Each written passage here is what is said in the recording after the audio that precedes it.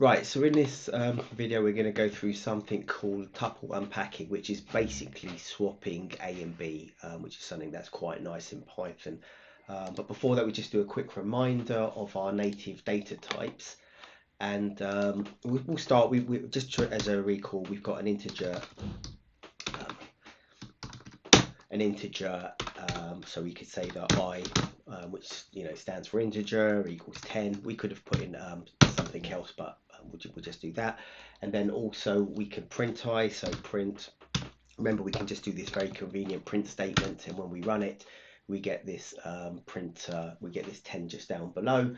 And then we can also see, just check with Python using its keywords. So print, we can get the type here, and if you see, again, just as a reminder, it's the object's type. So this is what the Python interpreter sees for I. So we get this 10, which is a class integer, and that's it. And then we can go on, which is we can then do a float, float for a floating point number, and we could let's just say f for float equals, and what should we put in there? Let's just say a float is, well, a float is anything that has a decimal. So automatically here we've got a decimal, but which means that 100 now is not 100 as an integer, but it's 100 as a float. But just for the purpose of displaying it, we could do like 100.01, so that's definitely a float. And then again, we could I'll copy all of this down because it's just quicker. But we could print f, and we could also print the type of f, and we will see that the type of f is of class float, so we get 100.01 in class float. And then we'll move on to our next data type, which again, I'll just copy all of this and sort of paste it down below. Our next data type here, which will be a string, str string. And let's just denote our string with the letter S. And a string is, it could either, in Python, it could either be a single character, a word, so one whole word, or it could be an entire sentence, separated with spaces. And we could enclose strings in double quotes, or we could use single quotes. I'm just using single quotes because I don't save me pressing the shift key, but a typical string is hello world. And again, if we're going to print the string, it'd be print S, because string is defined into this variable on line number 14, so we're going to print S and the type of the string. So, and again, we'll see what the Python interpreter gets, but we get this hello world, and then we get this class of string. So that's our third data type, and then we're going to just do our fourth data type, which is a bool, which is short for boolean. And let's just copy all of this again. I guess we'll copy that and paste it down here. And this time we got a boolean. We'll just use B because it's the first letter of boolean, and boolean is either a true or a false, just as a reminder. So because we used a true in the last video, we can use a false here.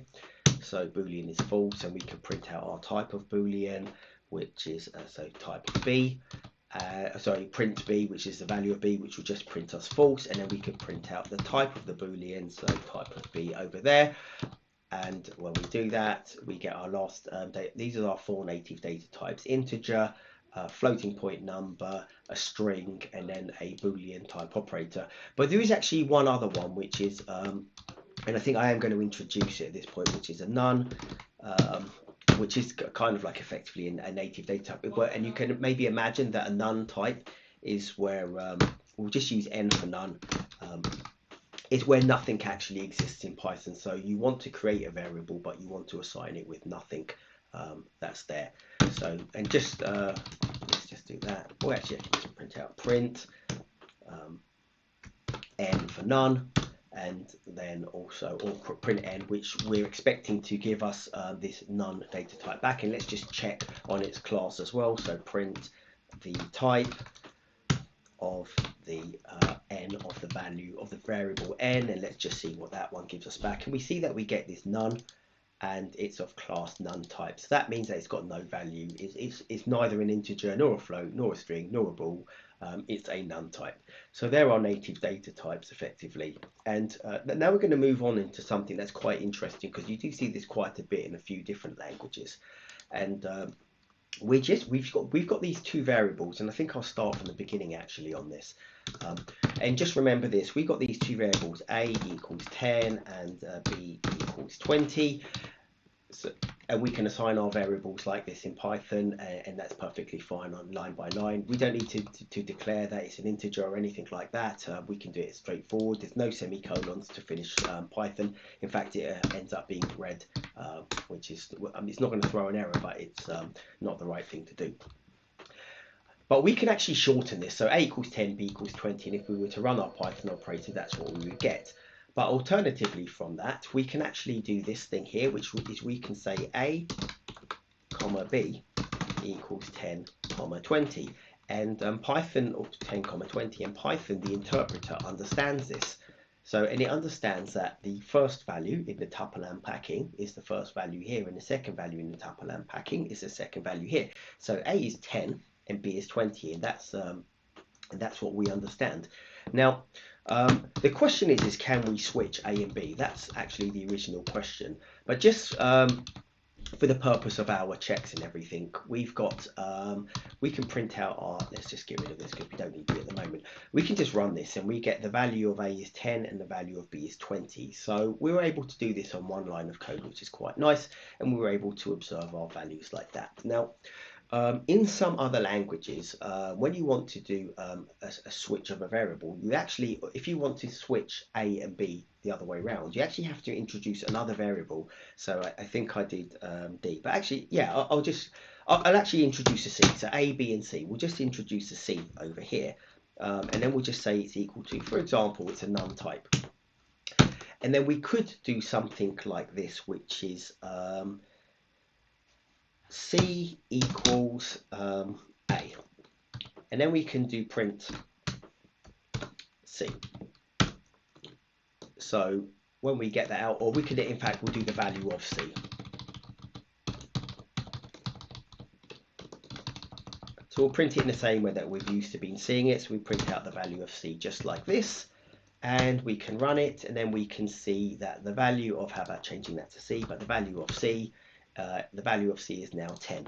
Now, we want to change our next variable because we want to, so this is like a dummy variable, and we could have called it something like dummy variable or something else. But let's change, let's now change the value of a, because we've stored our value of a into c. So we can now say that a equals b.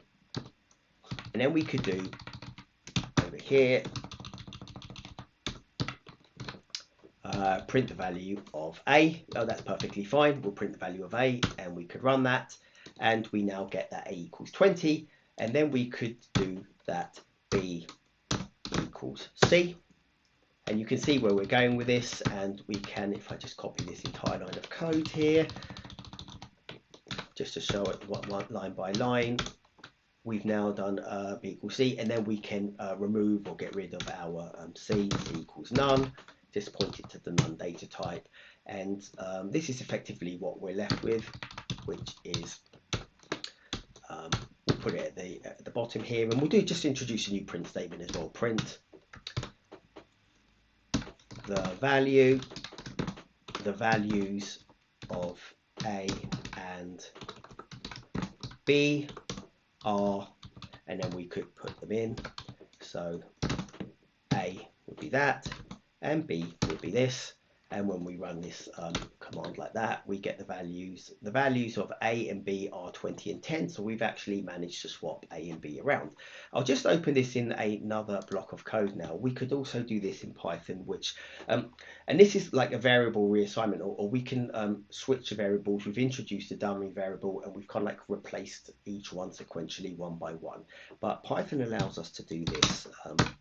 A comma b equals 10 comma 20, say, for example, and again we could print out our values of a and b.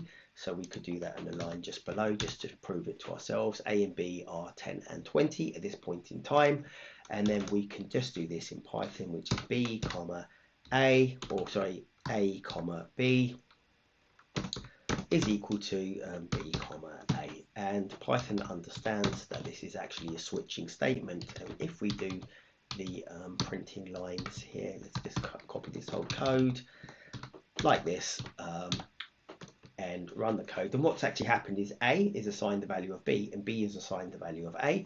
And Python lets us do this, so when we run our code, we get the values of A and B are 10 and 20. So we're able to, in 2 lines of code, which is lines number 1 and line number 4, or effectively even in 1 line of code, which is just line number 4, we're able to switch the variables A and B around in Python, which is something that you can't do in some of the other languages. It's a nicety to have, and it's very useful in a number of cases. So that's it. I hope you enjoyed that video, and there'll be more to come.